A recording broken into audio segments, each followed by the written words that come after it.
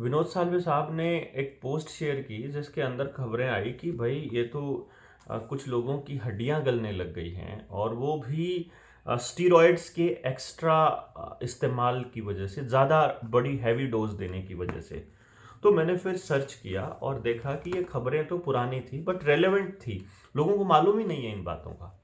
तो ये मैं एक सामने आया, इसको हम लोग वो बोल रहे हैं बोन डेथ। इस बीमारी का नाम जो है बोन डेथ बोले, और एवीएन भी इसको बोलते हैं। एवीएन, एवीएन का मतलब है अवेस्कुलर नेक्रोसिस। अवेस्कुलर, AVASCULAR, और नेक्रोसिस। जो इसमें जो मुझे जो मीडिया की जो रिपोर्टिंग थी, उस रिपोर्टिंग में जो चीज़ मुझे सबसे ज़्यादा कमाल की लगी ना, वो मैं आपको बताने के लिए वीडियो बना रहा हूँ। चलो वो चीज़ें तो पता लग ही गई, सारी चीज़ें, लेकिन असल चीज़ जो थी वो लोग नहीं समझ पाते, क्योंकि वो समझना बहुत ज़रूरी है। इस एलोपैथी में, इस जो ये ड्रग माफिया है, जो ये बिग फार्मा है, इनके जाल से रिलेटेड मैंने वीडियो भी बनाई थी कि डॉक्टर्स कैसे कमीशन लेकर के रेकमेंड करते हैं सारी चीज़ों को, चाहे वो टेस्ट हो, चाहे दवाई हो, चाहे अल्ट्रासाउंड, ये जितनी सारी चीज़ें हैं, ये सारी की सारी वो अपने डायग्नोस के लिए नहीं करते हैं, वो अपने कमीशन के लिए करते हैं। ये तो मैंने आपको बताया ही था। साथ ही साथ मैंने जब ये इनके सामने आई तो इसमें जो वेस्कुलर नेक्रोसिस, जिसको बोन डेथ बोलते हैं, इसमें हड्डियां गलनी शुरू हो जाती हैं और पेन रहना शुरू हो जाता है कुल्ले में, आपकी जांग की हड्डी में, आपके जोड़ों में दर्द रहना शुरू हो जाता है कॉन्टिन्यूसली। तो जब उसको देखा, चेक किया, तो उसके आसपास जो ब्लड का सर्कुलेशन है वो हड्डियों तक नहीं पहुंचता है। तो पूरी तरह से ब्लड नहीं जाएगा तो उनको जैसे ब्लड में अगर कैल्शियम है, मान लो, तो मतलब जो हमने खाया है कैल्शियम, वो कैसे पहुंचेगा बॉडी के हर अंग तक? वो ब्लड के थ्रू ही पहुंचता है। तो जो ब्लड ही नहीं पहुंचेगा तो बाकी चीज़ें में नहीं पहुंचेंगी, तो हड्डियां गलनी और ख़राब होनी स्टार्ट हो जाती हैं, और बाद में वो रुक जाते हैं, मतलब बाद में वो पेन जो है वो शुरू हो जाता है और फिर लगातार पेन रहता है। तो इसमें हड्डियों के टिश्यूज़ जो हैं वो मर जाते हैं ब्लड ना पहुंचने की वजह से। और ये कब हुआ? आप देखिए, ये हुआ म्यूकोरमाइकोसिस। म्यूकोरमाइकोसिस, म्यूकोरमाइकोसिस मतलब ब्लैक फंगस, जिसका नाम दिया था। अब देखिए, एक ब्लैक फंगस आया और ब्लैक फंगस आके वापस चला भी गया वो मार्केट से। दरअसल ब्लैक फंगस था जो आप मास्क लगाते हैं लगातार, उसकी वजह से आप ब्लैक फंगस बन रहा था। और सरकार ने इस बीमारी को बहुत जल्दी वापस इसलिए ले लिया, मीडिया हाईलाइट से बाहर इसलिए कर दिया, क्योंकि फिर लोग सर्च करते तो पता चलता है तो मास्क की वजह से हो रहा है। अभी स्टडी आई है, लंग कैंसर हो रहा है, लंग्स के कैंसर भी हो रहा है, तो फिर वही पंगा पड़ जाता। तो इसमें फिर मैं जब नीचे गया तो आज तक ने एक थोड़ा सा छापा हुआ था उसके ऊपर, उनके वेब पोर्टल के ऊपर। तो ये हिंदुजा हॉस्पिटल के डॉक्टर संजय अग्रवाल ने का स्टेटमेंट था वहाँ पर।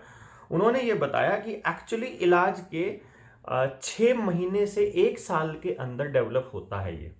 मतलब अगर आपको स्टीरॉयड्स दे दिए गए हैं, अगर हैवी स्टीरॉयड्स दे दिए गए हैं, तो उनकी वजह से आपको ये हो जाता है कई बार। जिसको स्टीरॉयड्स कौन से है? कार्टिकोस्टेराइड्स, प्रिडनिसोलोन 758 मिलीग्राम। कॉर्टिकोस्टेरॉइड्स, प्रिडनिसोलोन 758 मिलीग्राम जो दवाई है, यानी जो हैवी स्टीरॉयड्स हैं, ये स्टीरॉयड्स अगर देते हैं तो इन स्टीरॉयड्स के इनकी 200 मिलीग्राम से ज़्यादा की अगर आपकी स्टीरॉयड्स हैं, अगर वो देते हैं तो ये ट्रिगर होता है। कौन सा? जो ये एवीएन था, वेस्कुलर नेक्रोसिस, ये अगर डेवलप होता है तब जब हम 2000 मिलीग्राम देना शुरू कर देते हैं। लेकिन ये 758 दी गई थी, इस जब ये बीमारी का दूसरी लहर आई तब ये 758 mg दिया गया था। और अब ये 6 महीने या 1 साल में डेवलप नहीं हुआ, ये जिन्होंने इस बंदे को ये दवाइयां दी उसके 58 दिनों बाद ही डेवलप हो गया। 58 दिन मतलब लगभग 2 महीने बाद तो दर्द रहना शुरू हो गया। और ये जो बीमारी थी, ये उस इलाज के बाद, जिनको वो इलाज में ये स्टीरॉयड्स दिए गए, उनको ये बीमारी होनी शुरू हुई। तो आप इस खेल को समझिए। स्टीरॉयड्स के अलावा इन्होंने जो दूसरे जो कारण दिए हैं, देखिएगा कमाल क्या है कि यही साइड इफ़ेक्ट्स हो सकता है कि जो आपको गलत दवाइयाँ दी गई हैं या गलत इंजेक्शन दिए गए हैं, जो दिए जा रहे हैं, हो सकता है कि वो उसकी कारण भी हो रहा हो, है ना?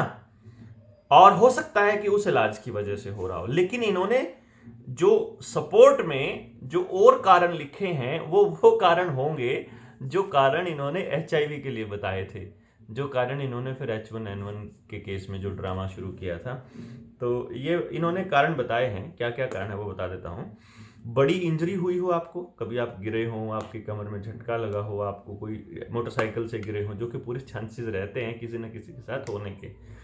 अल्कोहल आप ज़्यादा लेते हो, ब्लड डिसऑर्डर हो आपको, रेडिएशन ट्रीटमेंट हुआ हो, जैसे कीमोथेरेपी होती है इस टाइप से कोई रेडिएशन कीमोथेरेपी हो, ज़्यादा एक्सपोजर हो आपका रेडिएशन से, आपके एक्सरे ज़्यादा होते हों, सिटी स्कैन ज़्यादा होते हों, आसपास वहाँ रहते हो आप, पेनक्रियाटाइसिस हो आपको, पेनक्रियाज में कोई दिक्कत है, डीकम्प्रेशन डिजीज़ हो कोई, ऑटो इम्यून डिजीज़ हो कोई, HIV हो, आपका इम्यून सिस्टम डाउन हो तो भी हो जाता है। और इम्यून सिस्टम डाउन आपने बता ही दिया, हमने बता ही दिया था पिछली वीडियो में, हमने बोला था कि भाई जिन बच्चों को वैक्सीन लगी हुई है बचपन से, वो अपना चेक कर लो कि उनको वो कितना बीमार रहते हैं, और उनके जो पेरेंट्स को वैक्सीन नहीं लगी हुई है बचपन में, जो 40 साल जिनकी उम्र है इस वक्त, 45 साल जिनकी उम्र है, उनको वो देख लीजिए, जिनको बचपन से वैक्सीन नहीं लगी है वो कितने बीमार होते हैं, और जिनको लगी है कॉन्टिन्यूस सारी वैक्सीन लगी है वो कितने बीमार होते हैं। सिर्फ आप इतना पता करिए, आपको कोई फालतू दिमाग लगाने की जरूरत नहीं होगी। और जब जिन बीमारियों का इलाज केवल और केवल प्रिकॉशन से, डाइट से हो सकता है, उन बीमारियों के लिए सरकारें इतनी ज़बरदस्ती क्यों कर रही हैं वैक्सीन लगाने के लिए? इस सवाल का जवाब भी आपको ढूंढना होगा और पूछना होगा उनसे।